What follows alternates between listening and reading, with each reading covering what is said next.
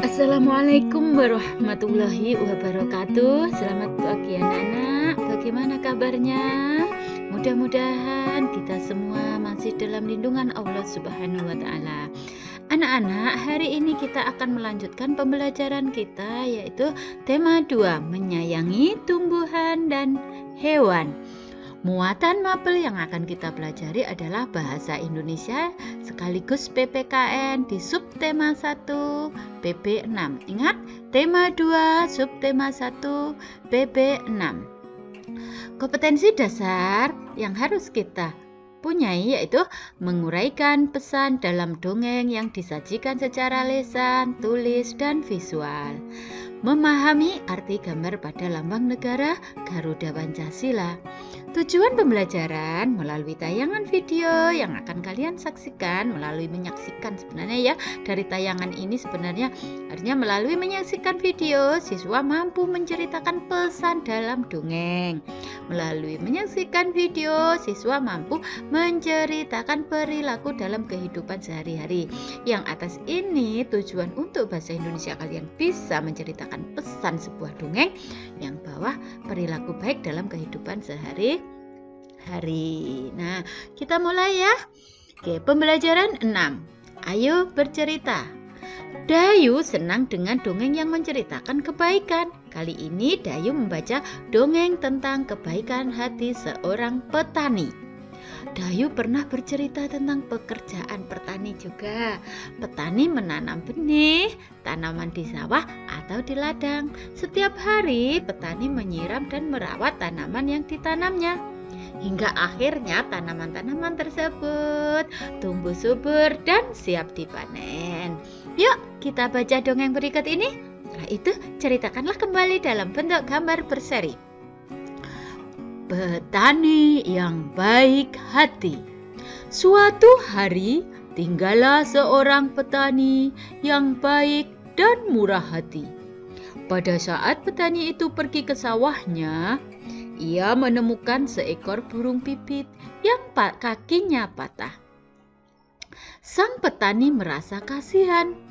Ia pun membawa burung itu ke rumahnya yang sederhana. Sang petani langsung mengobati kaki burung tersebut.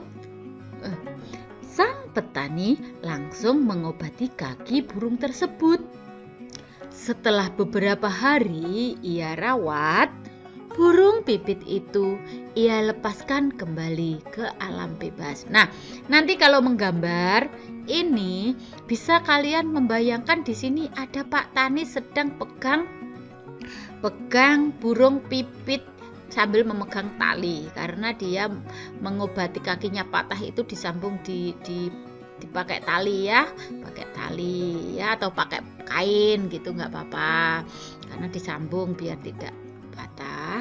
Nah, setelah beberapa hari burung pipit dilepas kembali ke alam bebas. Ini bisa gambarnya atau Pak Tani sedang melepas burung pipit. Jadi bayangkan gambarnya sederhana enggak apa-apa. Nanti gambarnya yang penting ada topi caping ya. Caping, topinya petani itu namanya caping segitiga, terus di sini ada kepala gitu ya. Terserah, gambarnya sederhana tidak apa-apa, yang penting menggambarkan ada Pak Tani, ada burung pipit ya. Boleh burung pipit ketika diobati ataupun burung pipit ketika dilepas. Oke, kita lanjutkan untuk bacaan yang kedua, paragraf yang kedua. Beberapa hari kemudian, pada saat petani itu sedang mengairi sawah dan mencabuti rumput liar, ia didatangi oleh burung pipit kecil yang telah ia tolong. Ya, beberapa hari kemudian, pada saat petani itu sedang mengairi sawah dan mencabuti rumput liar, ia didatangi oleh burung pipit kecil yang telah ia tolong. Burung itu membawa 3 buah biji semangka pada paruhnya. Ia memberikannya kepada petani itu. Setelah itu, burung itu pun pergi.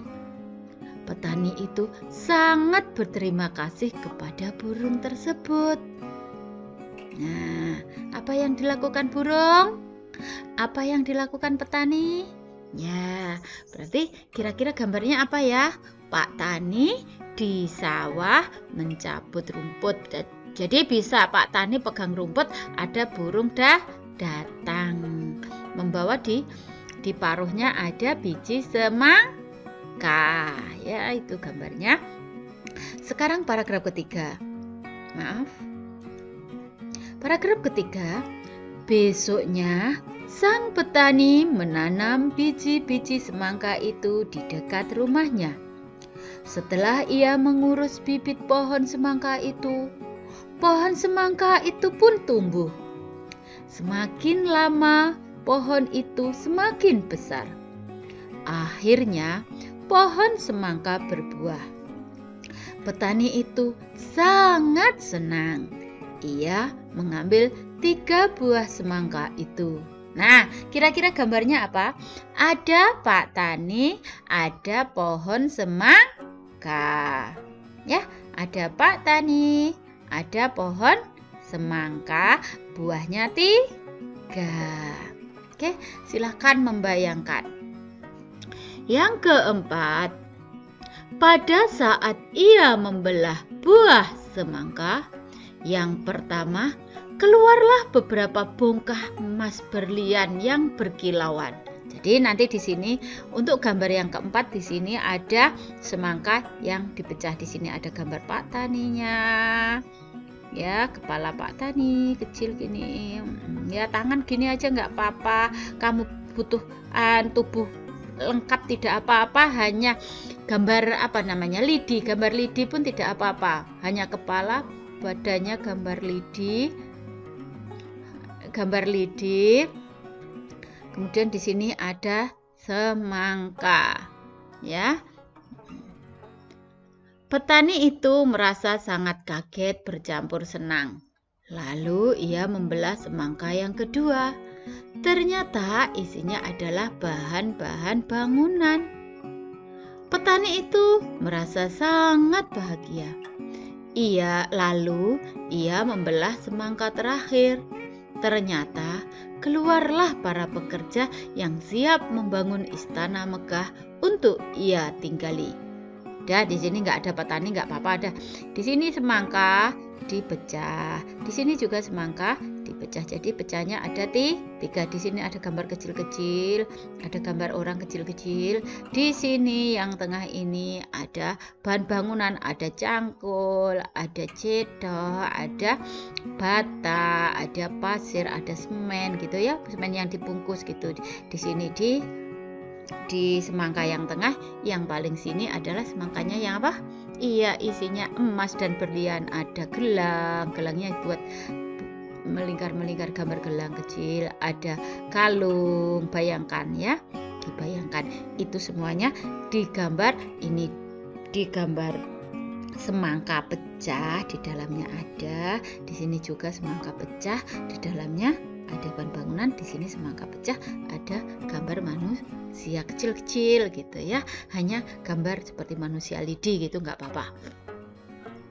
Akhirnya, karena kebaikan dan ketulusan petani itu, sekarang ia menjadi orang yang sangat kaya raya.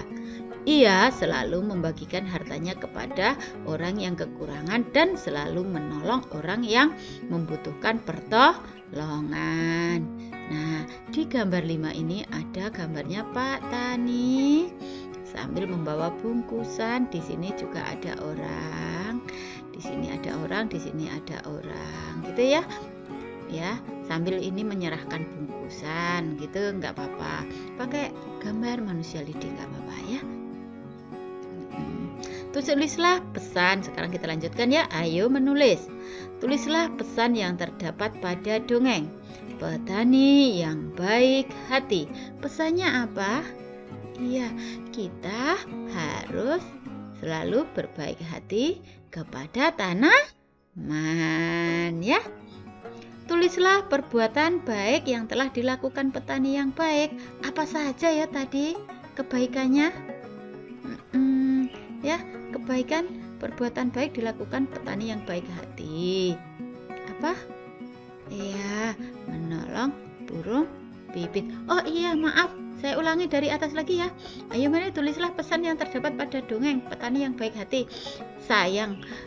Pesannya adalah kita harus menyayangi hewan dan tumbuhan. Petani yang baik hati yang telah dilakukannya apa? Menolong burung pipit, menanam tanaman dengan baik, merawat tanaman dengan baik, membagikan hasil panen kepada sesama, ya. Ingat ya, itu tadi sudah saya ajari. Yang pertama, yang dilakukan menolong sesama seperti hewan. Yang kedua, merawat tumbuhan, menanam tumbuhan dengan baik, merawat tumbuhan dengan baik, membagikan hasil panen kepada sesama. Oke, mengapa kita harus berbuat baik kepada semua makhluk hidup, khususnya kepada tanaman? Mengapa ya? Coba cari kira-kira kenapa. Ayo. Ini kira-kira kenapa kita harus berbuat baik kepada makhluk hidup? Iya, contoh satu ya, supaya kita juga dibalas kebaikannya. Yang kedua, 3, 4, 5, semuanya harus dikerjakan 5 ini ya.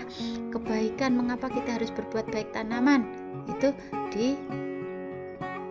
ditulis di sini. Mulai dari mengapa saya ulangi, mengapa kita harus berbuat baik kepada semua makhluk hidup, khususnya tanaman. Nah, ketika benih ditanam dengan baik, dia akan tumbuh baik.